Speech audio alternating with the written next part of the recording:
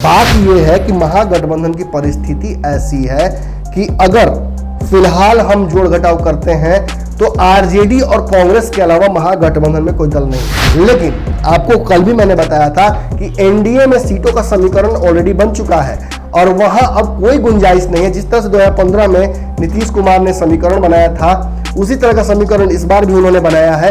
10-20 सीटों पर भाजपा के साथ उनकी बातचीत चल रही है, वरना एलजेपी की सीटें बिल्कुल तय की जा चुकी हैं। उसमें कोई गुंजाइश नहीं है, ना किसी दल को बाहर से न्योता दिया जा रहा है, ना किसी दल को आने पर उनका स्वागत किया जाएगा। लेकिन जैसे ही राज्यसभा चुनाव हुए और आरजेडी ने बिना पूछे किसी से अपनी योजनाएं तय कर दी और रेड्डी सिंह को भेज दिया, कहीं ना कहीं ये उपेंद्र कुशवाहा को भी समझ में आ गया और कांग्रेस को भी समझ में आ गया कि आने वाले वक्त में फिर से तेजस्वी यादव अपनी ही चलाएंगे और किसी की सुनेंगे नहीं। क्योंकि ये चुनाव कांग्रेस के लिए या ये राष्ट्रीय परिप्रेक्ष्य का चुनाव नहीं है, ये बिहार का चुनाव है और बिहार में राजद से बड़ी पार्टी ना कोई है ना होगी।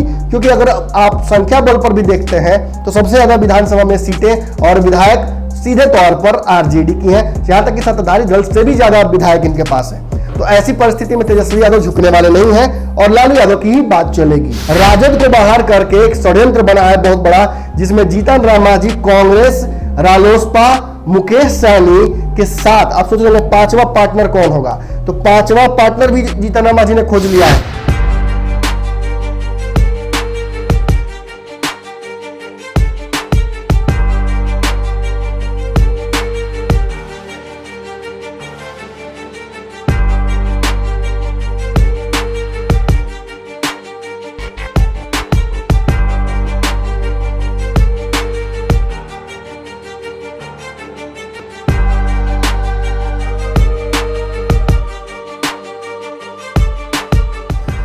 खबरों का बाजार हमेशा गर्म रहता है। इन गर्म बाजारों से हमें मतलब नहीं है। हम खबरों का बाजारीकरण नहीं करना चाहते। हम उन खबरों की तह तक पहुंचना चाहते हैं जिन खबरों की वजह से आपके जीवन पर असर पड़ता है। हम खबरों का पंचनामा करते हैं।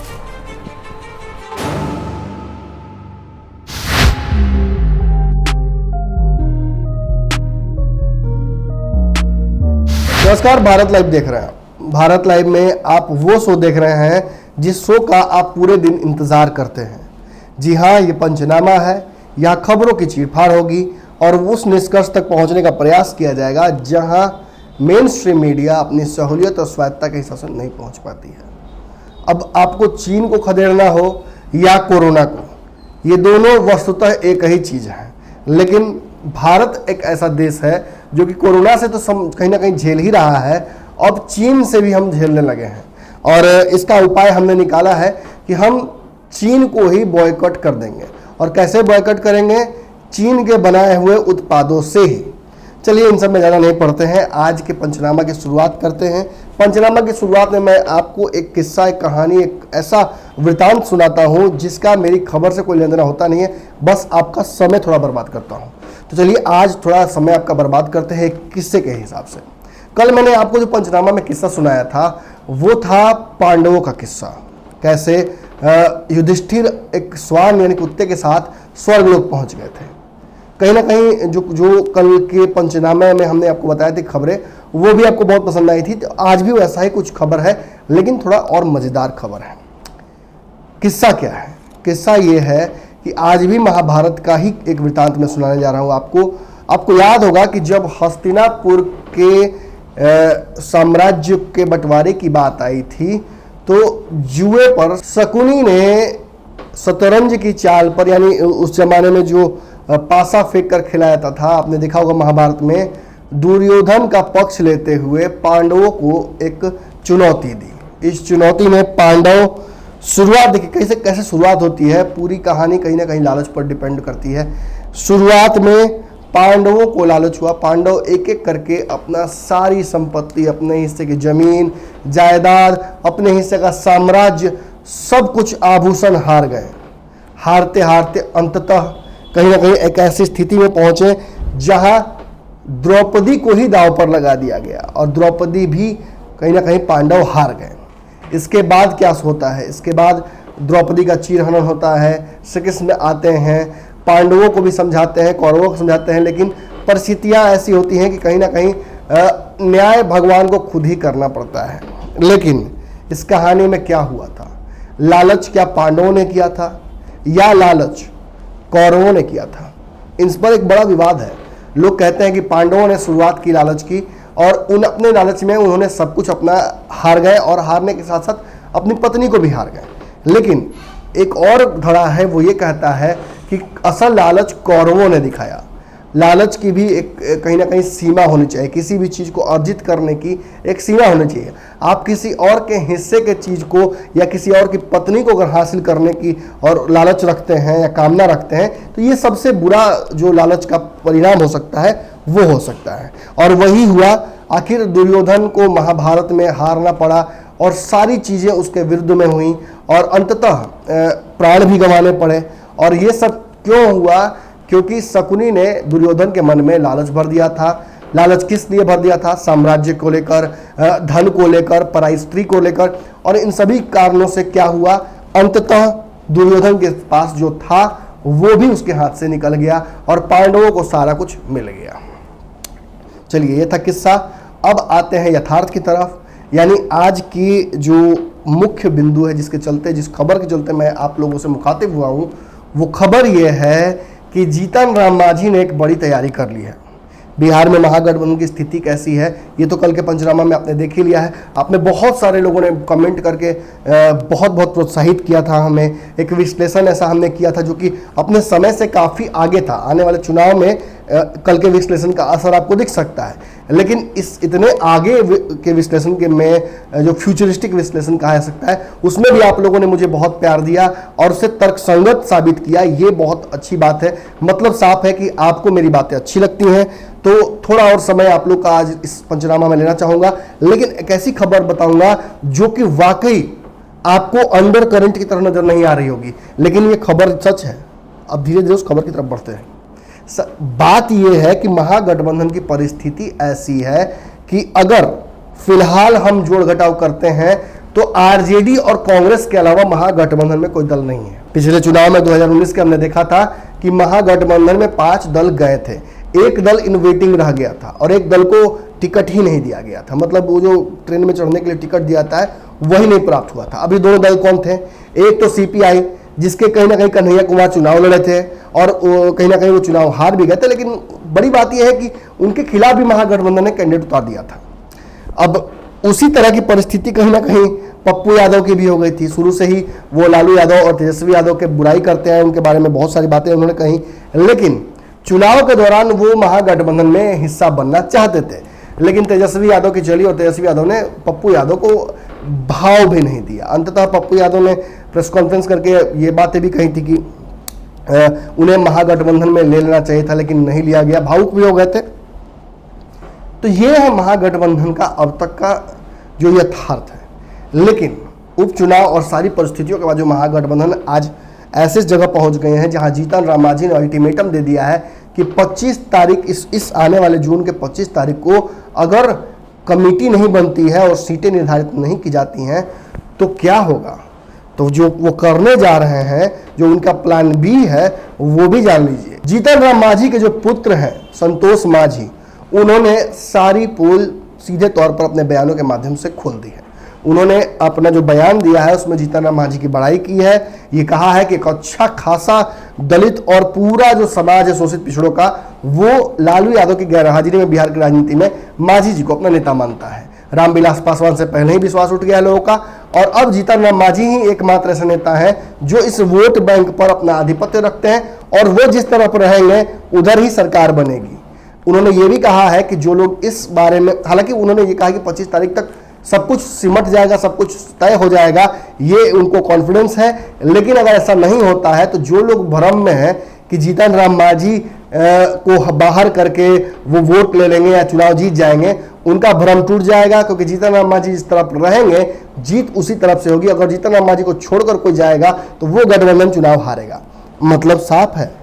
इस बयान से क्या क्या साबित होता है ये समझने की बात है। पहली बात जो साबित हो रही है वो ये है कि जीतन राम मांझी दोनों गठबंधनों में रहना चाहते हैं। दोनों में से जिस गठबंधन में भी उनकी बात चले, उनकी बात मानी जाए, उनकी जो डिमांड्स हैं उनको मान ली जाए, तो वो उस गठबंधन में जा सकते हैं। यानी ये अब बात विचारधारा और अन्य की नहीं है, यह बात सीधे तौर पर भागीदारी की है। अगर जीतन राम मांझी को एनडीए में भी जगह मिलती है तो वो वहां भी जा सकते हैं। लेकिन आपको कल भी मैंने बताया था कि एनडीए में सीटों का समीकरण ऑलरेडी बन चुका है और वहां अब कोई गुंजाइश नहीं है। जिस तरह से 2015 में नीतीश कुमार ने समीकरण बनाया था, उसी तरह का समीकरण इस बार भी उन्होंने बनाया है।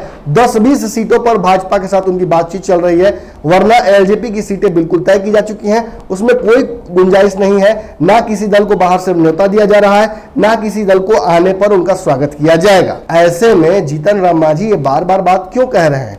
वो इसलिए कह रहे हैं क्योंकि वो चाहते हैं कि प्रेशर बनाकर किसी तरह से महागठबंधन में अपनी सीटें हासिल की जाए।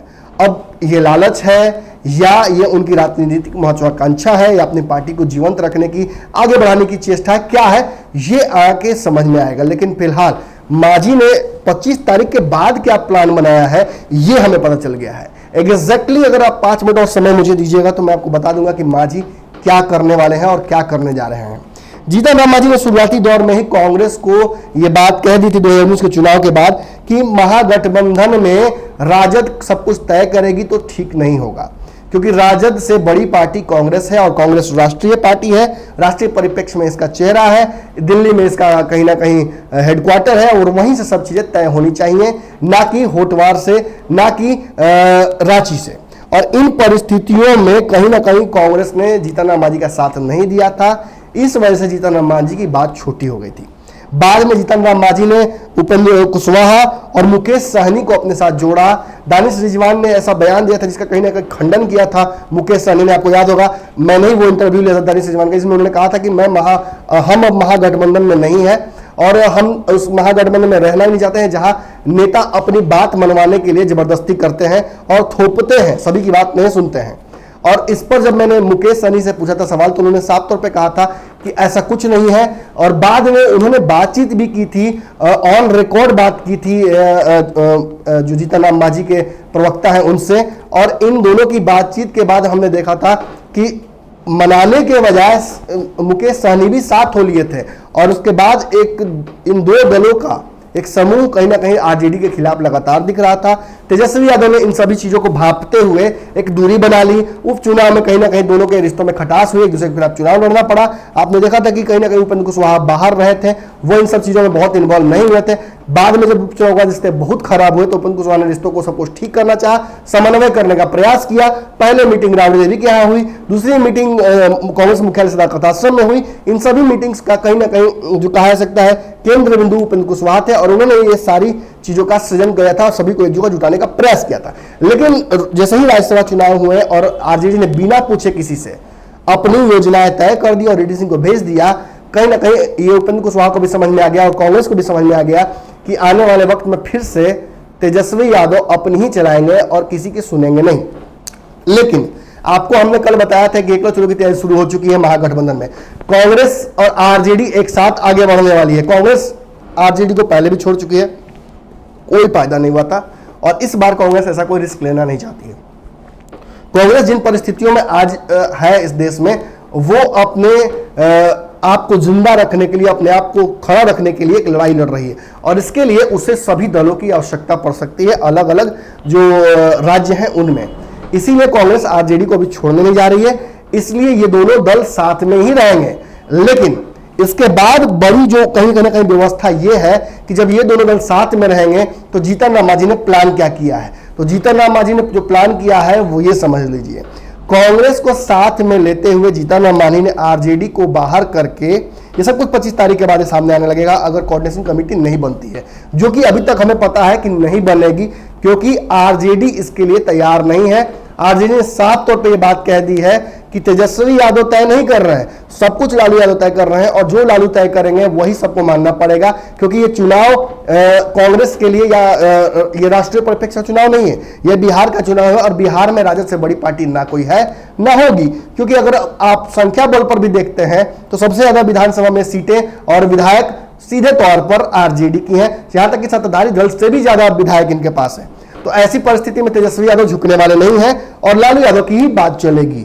और उस परिस्थिति में होगा क्या, राजद को बाहर करके एक षड्यंत्र बना है बहुत बड़ा, जिसमें जीतन राम मांझी कांग्रेस, रालोसपा मुकेश सहनी के साथ आप सोच रहे हैं पांचवा पार्टनर कौन होगा, तो पांचवा पार्टनर भी जीतन राम मांझी ने खोज लिया है। सीपीआई के साथ लगातार बैठक चल रही है जीतन राम मांझी की। आपने देखा था कि कोरोना की जो शुरुआत हुई थी उससे पहले भी मीटिंगों का दौर चल रहा था और सब कुछ सामने आने लगा था। पप्पू यादव से लगातार मीटिंगों का दौर चल रहा था। एक तीसरा मोर्चा भी था जो कि जीतन राम मांझी के पास पहुंच रहा था। हमने देखा कि कोरोना के बाद काफी जदयू के नेता भी जो दलित बिरादरी से आते हैं वो भी आकर जीतन राम मांझी से लगातार मुलाकात कर रहे हैं। यानी कहीं ना कहीं जीतन राम मांझी को केंद्र में रखकर उनके आसपास एक चक्रव्यूह रचा जा रहा है जिससे अभिमन्यु यानी बिहार के तेजस्वी यादव को घेरने की तैयारी चल रही है। देखिए, एक मुख्य जो लड़ाई है वो तो सभी को पता है कि एनडीए वर्सेस महागठबंधन है, लेकिन कौन सा एनडीए, ये सवाल खड़ा था। लेकिन अब ये स्पष्ट हो चुका है जब सभी लोगों ने तय कर दिया है, खासतौर पे अमित शाह ने कई सार्वजनिक मंचों से ये बातें कह दी हैं कि चुनाव तो हम एक साथ ही लड़ेंगे। हालांकि पोस्ट पोल अलायंस क्या होगा, चुनाव हार जीत के फैसले में सीटों का गणित क्या होगा, उसके बाद कौन सी सरकार बनेगी, कौन मुख्यमंत्री बनेगा, कौन उप मुख्यमंत्री बनेगा, ये सब एनडीए में तय होगा। लेकिन फिलहाल एनडीए में कोई और लड़ाई झगड़ा चुनाव तक नहीं दिखेगा आपको। यही बात अगर महागठबंधन के पक्ष में आते हैं तो हमें साफ दिख रहा है कि चुनाव तक भी कुछ स्पष्ट होता नहीं दिख रहा है। पिछली बार 2019 के चुनाव में हमने देखा था कि अंतिम दिन तक भी नामांकन के सीट फाइनल नहीं हो पाए थे और सीटों के का बात छोड़िए कैंडिडेट तक फाइनल नहीं हो पाए थे और ऐसे ऐसे कैंडिडेट चुनाव लड़े थे जो कि पैराशूट से आए और पैराशूट से ही वापस चले गए। इन सभी चीजों को देखते हुए लालू यादव काफी खफा भी हुए थे।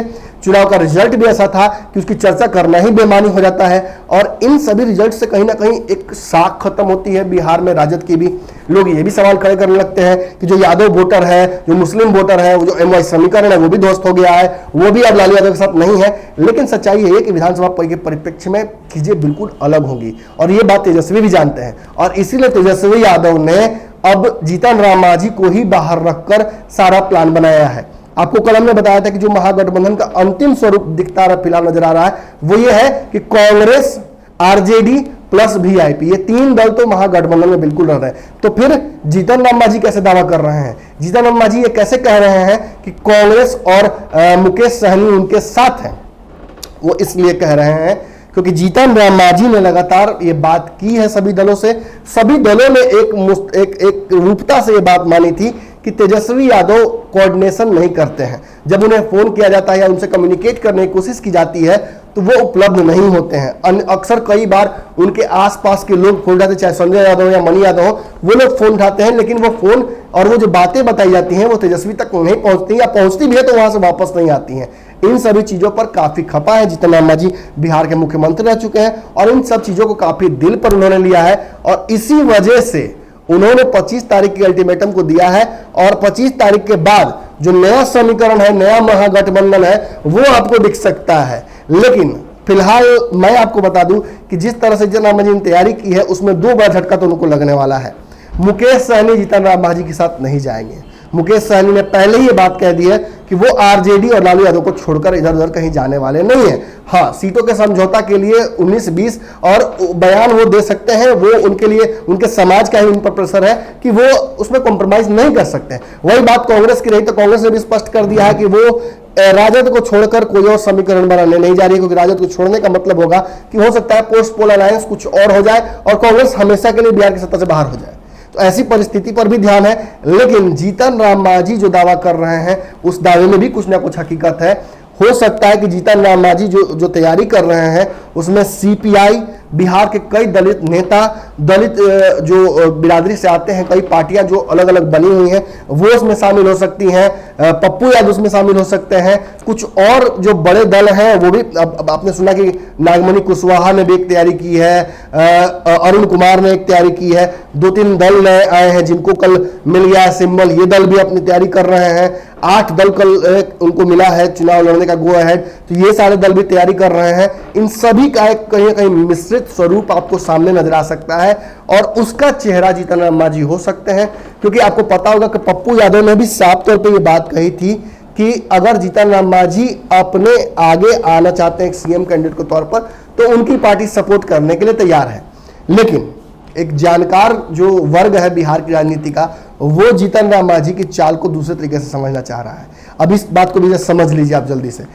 दूसरा जानकार जो वर्ग है वो ये कह रहा है कि जीतन राम मांझी दरअसल एक और महागठबंधन नहीं बना रहे हैं, बल्कि एक बी टीम बना रहे हैं, जो कि नीतीश कुमार अगर भाजपा से पोस्ट पोल अलायंस नहीं करना चाहते हो तो उस परिप्रेक्ष्य में एक विकल्प दे, जिस विकल्प में इतनी सीटें हो कि वो नीतीश के साथ मिलकर सरकार बना ले। अब ऐसी परिस्थिति में क्या होगा समझ लीजिए, जीतन राम मांझी कांग्रेस और उपेंद्र कुशवाहा के साथ सीपीआई और पप्पू यादव की पार्टी, ये सारी पार्टियां राजद को छोड़कर एक साथ आकर नीतीश को समर्थन दे सकती हैं और भाजपा और कहीं ना कहीं आरजेडी को छोड़कर एक तीसरा विकल्प बनाया जा सकता है, और वो विकल्प जीतन राम मांझी को आगे करे। और एक तरफ से नीतीश कुमार है ही, और उप मुख्यमंत्री और मुख्यमंत्री का जो समीकरण बन सकता है वो भी आप समझ रहे होंगे कि किसको उप मुख्यमंत्री बनाया जाएगा उस केस में, तो वैसी भी तैयारी चल रही होगी। और कहा जा रहा है कि इसमें शायद चिराग पासवान को भी जोड़ लिया जाए, भाजपा को बाहर रखते हुए, राजद को बाहर रखते हुए चिराग पासवान को भी जोड़ लिया जाए और एक ऐसा समीकरण बनाया जाए जिसमें चिराग पासवान, जीतन राम मांझी दोनों उप मुख्यमंत्री शायद बन जाए, और कहीं ना कहीं सीधे तौर पर नीतीश कुमार को एक बार फिर से बिहार में जो शासन है और सीएम पद है वो प्राप्त हो जाए। हालांकि ये एक कॉन्स्पिरेसी थ्योरी है, फिलहाल मैं इसकी सत्यता नहीं मानता हूं, लेकिन ये चर्चाएं अंदर खाने में जबरदस्त तरीके से चल रही हैं। जो भी होगा, एक चीज तो आप तय मान लीजिए कि आरजेडी को माइनस करके एक महागठबंधन बनाने की तैयारी में जीतन राम मांझी पूरी तरह से लग चुके हैं, और 25 तारीख जिस दिन खत्म होगा उसी दिन अगर मीटिंग नहीं होती है, चीजें सामने नहीं आती हैं, तो ये डेडलाइन अब आगे बढ़ने वाला नहीं है। उसके बाद एक विकल्प सामने आएगा, प्रेस कॉन्फ्रेंस के माध्यम से आए या अंदर खाने से खबरें सामने आ जाए। लेकिन जीतन राम मांझी ने पांडवों में राजद का रिप्लेसमेंट तैयार कर लिया। अब इसे आप लालच कहिए या राजनीतिक महत्वाकांक्षा या अपनी पार्टी को आगे बढ़ाना, सच यही है कि जीतन राम मांझी को ना राजद चाहती है अपने साथ रखना, और ना जीतन राम मांझी के पास अब कोई रास्ता रहा है राजद के साथ आगे बढ़ने का। तो भैया आज का पंचनामा आपने सुन लिया, खबरें आपके जहन में आ चुकी हैं। हमने आपको वो भी बातें बताई जो कि बिल्कुल तय है, जो होनी है। हमने आपको वो भी बातें बताई जो आने वाले समय में होंगी। हमने आपको वो भी बात बताई जो होने की संभावना लगाई जा रही है। इन सभी के बारे में आपको क्या लगता है, और जो मेरी कहानी थी उससे क्या रिलेशन था इन तीनों थ्योरीज का, ये जो बताइएगा। एक थ्योरी सच्चाई की है, एक थ्योरी फ्यूचरिस्टिक थ्योरी है, और एक कॉन्स्पिरेसी थ्योरी है। इन तीनों में से किस थ्योरी को आप पसंद करते हैं ये जरूर बताइए कमेंट बॉक्स में, क्योंकि कमेंट बॉक्स में खुद देखता हूं, और कल जितना प्यार आप लोगों ने कमेंट में दिया उसके लिए बहुत बहुत धन्यवाद। नमन मिश्रा हमेशा आपका आभारी रहेगा इसके लिए।